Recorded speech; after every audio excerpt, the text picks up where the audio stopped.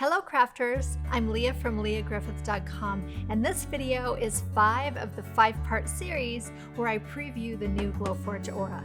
And in this video I wanted to test a material that we use here in our craft lab and also sells in our online store, which is this beautiful wool blend felt. We make a variety of felt projects every month, but for my demo I picked a project that was easier to assemble and it only requires glue, which is this Felt Ginkgo Wreath. For this wreath, I've picked pistachio, fern, spruce, and eucalyptus for the felt colors, and of course you can choose any color palette.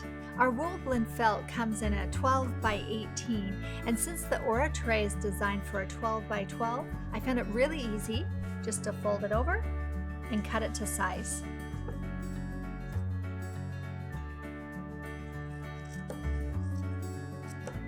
I'm basically just using one side to measure the other.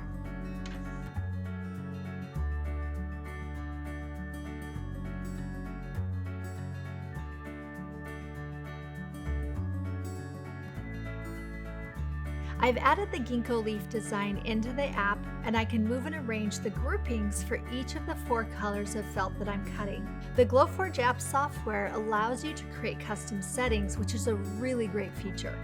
And I've made one for my wool blend felt, making it handy for the next felt project. For this material, I used speed at 100, power 10 with 2 passes. And each time you cut, you will need to add the thickness, which is 0.07 inch. And also note that there are different thicknesses of felt, so confirm, maybe do a little test cut to make sure that's the right setting for the felt you're using. Once set, select print, and you can watch the magic happen once you've pressed that flashing button.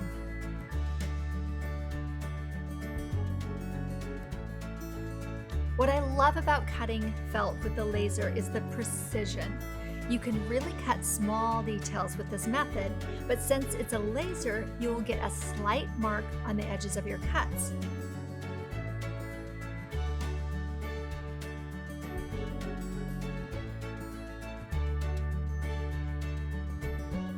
In the case of this wreath, I love that added color, and I'm going to actually add to it by using a marker to create lines inside of the leaf, and I'm using the color Curry from Karin Brush Marker Pro, which will give a similar look to that lasered edge.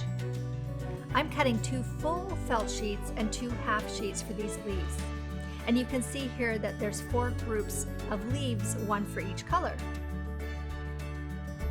Okay, now we're ready to assemble the wreath, and I'm attaching each felt leaf onto this 10-inch wood embroidery hoop. I highly encourage that you use whatever hoop that you already have on hand. There are so many beautiful options, and you can use a hot glue gun or any white craft glue. You can also vary the colors and the sizes of the leaves as you work around your wreath.